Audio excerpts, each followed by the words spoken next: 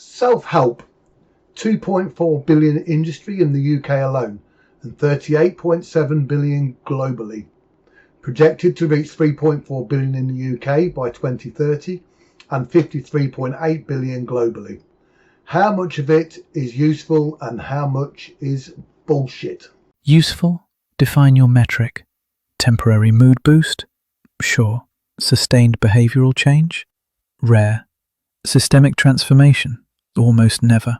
It's a dopamine delivery mechanism dressed as a moral compass. Bullshit, Joe. It's all packaged personality cults. One geezer reads The Power of Now during a breakup and suddenly he's Buddha with merch. They sell catharsis, not change, because change doesn't scale. Whoa, fellas. Let's not throw the gratitude journal out with the bathwater, all right? Some people need a little, you got this, before they can even get out of bed. Al, mate, if belief could fix your life, my nan's fridge magnets would have solved the housing crisis. You are enough. No, I'm not, Brenda. I'm 40,000 in debt and talking to a mirror. Emotionally charged slogans are not systems, they are signal noise, data dressed in delusion. Self-help works only when filtered through empirical consistency and individual neuropsychological profile, which no one sells. Exactly. Most help ignores context. It prescribes certainty to a probabilistic organism navigating chaos. Yeah, Dave, tell him. You're not a type. You're tangled fuck-up of triggers and contradictions. Good luck fixing that with a vision board. My metric, Dave? Let's use some android thinking and mix human arbitrariness. Let's say I score myself 3 on the fuck my life scale. I buy some self-help books, join a yoga class, start a journal. What can I expect in, say, 6 months? I think that question quantifies it and gives it a little context. You'll feel 37% better for 3 weeks. Then the novelty curve crashes. By month 4, you're buying crystals on Etsy and blaming Mercury for your lack of discipline. Statistically, journaling, potential long-term cognitive reframing, yoga, somatic regulation if maintained. Books, variable, depends on whether you apply or just highlight. In 6 months, if you're consistent, you might edge down to a 2.2 on the FML scale, but only if the journaling becomes reflection, not performance. And only if you don't start a bloody Instagram account about it. Nothing resets your bullshit meter like posting, Day 43, healing is non-linear. Mate, you're still getting wankered every weekend and calling it shadow work. Come on, guys. 6 months of yoga and positive vibes can change lives. Ever heard of neuroplasticity? Neuroplasticity, Al?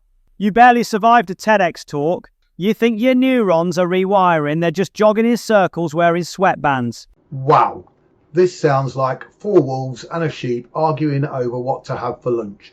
Let's dig in. Let's agree on something. Exercise. Agreed. Exercise is the one intervention with universal benefit.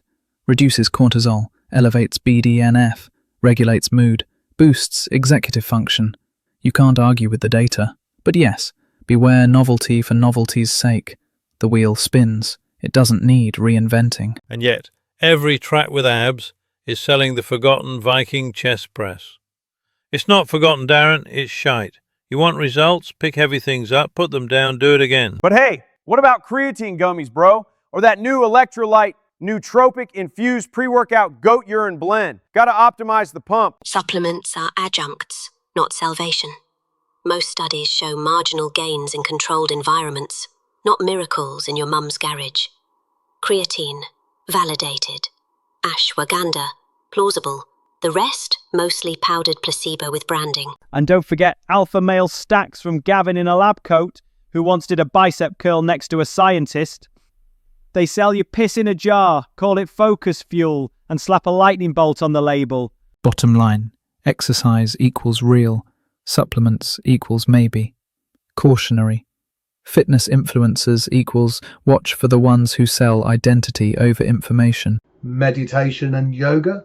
Ah yes, meditation. Once a sacred path to ego death. Now a £19.99 subscription with ambient whale noise and a bloke whispering you are enough while your deliverer arrives. Yoga used to be union with the divine. Now it's leggings, influencers, and goats standing on your back while you exhale into your trauma. Hot yoga? That's just dehydration with incense. The original yogic systems were not exercise routines. They were disciplines of perception, spiritual technologies. Today's variants are commercially diluted simulations, low-fidelity echoes, optimized for shareability. Despite the corruption, breathwork, stretching, and structured stillness all carry empirical benefit. Meditation remodels neural circuitry, particularly default mode network suppression. But yes, intent matters. No practice survives the West unbranded. Hey, I did a 3-minute gratitude flow on my Tesla yesterday and I felt connected, man. Then I bought a chakra realignment candle with my crypto cashback. Of course you did, Al. I bet it came with a free ebook called Unfuck Your Vibe. It's got to be mentioned, but we'll cover it in more detail in another episode. Nutrition, specifically its effect on well-being and health, not weight, as that's calories. Cue the calories aren't real crowd. Agreed. Flag it now. Dissect it later. Nutrition is foundational to mental health, not just metabolism. Micronutrients affect neurotransmitters. Gut biome influences mood regulation. But online, it's a war zone. Everyone's either fasting like a monk or blending liver smoothies with raw spleen. And don't forget the calories don't count if it's organic, brigade. Mate, your gluten-free flapjack still weighs the same in your colon. Weight is maths. Well-being is chemistry. Don't conflate the two. Correct. Energy balance determines weight, but qualitative intake determines cellular performance. Magnesium, omega-3, B vitamins, these are not wellness trends. They are code-level inputs. But I saw this dude on TikTok who healed his depression with beetroot and eye contact. He said sugar was a government psyop. Ow, don't! I've just eaten. Next he'll tell us seed oils are Satan's lube and coffee enema cults have all the answers. Ooh. Note it for a deep dive. Today, we acknowledge food affects brain, but weight loss and wellness are separate axes. Conflating them fuels shame-based marketing. Now the rest of the self-help industry, from smelly candles, sitting in freezing water, fungi coffee and homeopathy, and supplements that work exceptionally well in rats. Here we go, the sacred tat aisle. You're not healing, you're hoarding scented lies. Smelly candles for energy cleansing? Mate, it's a wick in wax. Your trauma isn't scared of lavender. And don't forget the ice bath bros. They think sitting in a bin of frozen tears makes them shamanic. Meanwhile, their nipples could cut glass. Cold exposure can enhance dopamine and noradrenaline, but beyond 11 minutes per week, marginal return collapses. Most do it for identity signaling, not resilience. I like my mushroom coffee. Lion's mane gives me focus. Well, kinda. Maybe. Okay, it tastes like mulch, but I feel different. Fungi coffee. Low evidence, high placebo. Homeopathy. Statistically indistinguishable from random chance. Supplements tested in rats equal not transferable without human dose equivalence and metabolic match. That fine print usually missing. You're not biohacking, you're just spending rent money on rhino beetle extract. Let's call it what it is, capitalized desperation. So rats tell us absolutely fuck all, except maybe it's worth looking into. What's the key red flags to look out for before blowing your cash? Rats are preliminary models. Useful for mechanism hypotheses, not conclusions. Just because it worked in a shaved rodent on a controlled diet doesn't mean it'll translate to a sleep-deprived human juggling trauma, taxes, and TikTok. Flag 1. Mechanism over outcome. If they say activates AMPK, but show no clinical endpoint, they're selling theory, not results. Metabolic switch flipping sounds impressive. It doesn't mean anything without outcome data. Flag 2, the word ancient. If it was that good, we wouldn't have left it behind. And flag 3, anything that promises total reset, instant energy, or unlocking your true self. That's not science. That's narcotic marketing. Also, if they say, this is what doctors don't want you to know, it's probably horse shit wrapped in coconut oil, sold by a man called Blake who thinks fluoride is mind control. What about testimonials, guys? Real people are saying it changed their life. Testimonial equals anecdote, not evidence. correlation is not causation, and enthusiasm is not efficacy. I think we've covered a lot of stuff here today. Still one or two paradoxes to reconcile before we start to wrap up. We said that yoga is proven to work in its purest form. That's ancient. But then we said that it's probably crap if it's ancient. Are there nuances in the red flags? Kind of answered my own question, but who'd like to chip in and cover that one? Excellent catch. Let's reconcile. Ancient isn't the problem. Romanticizing ancient is.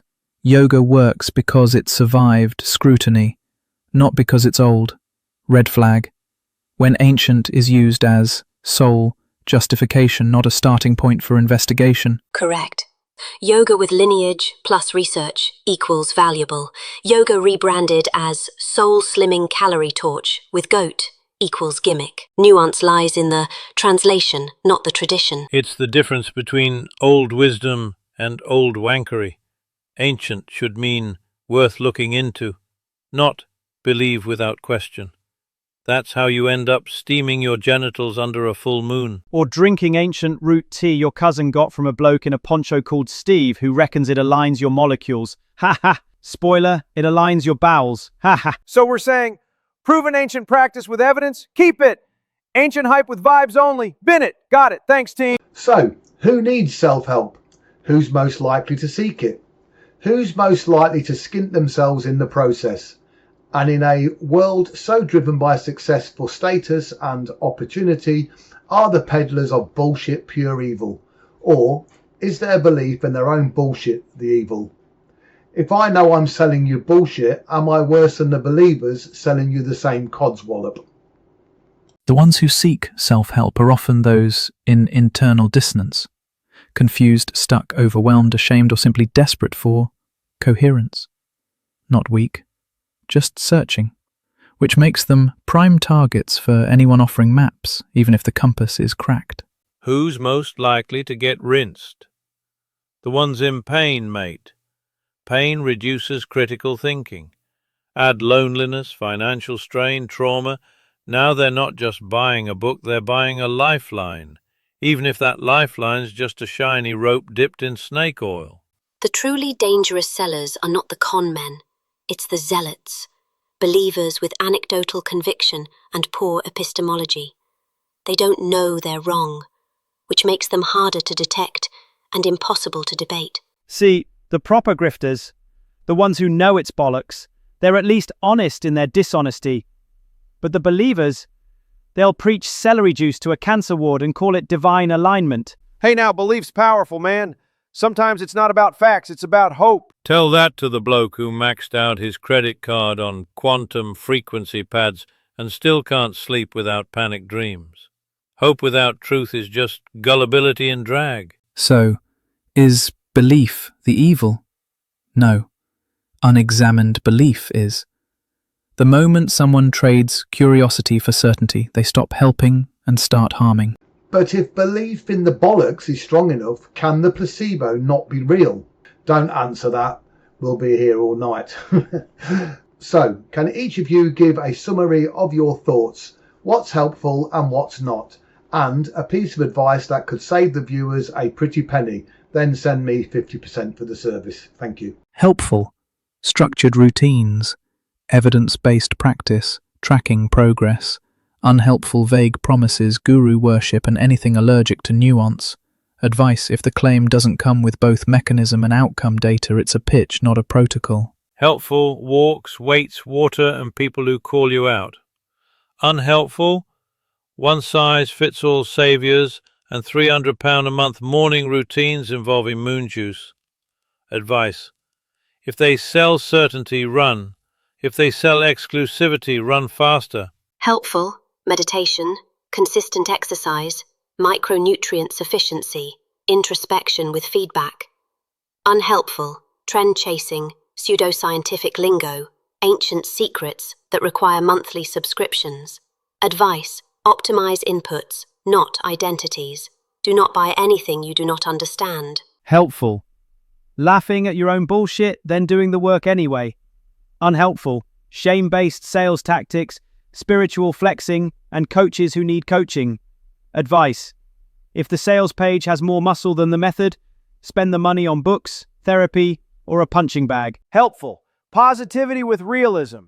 Encouragement without delusion. Unhelpful. Anything that tells you this is the only way.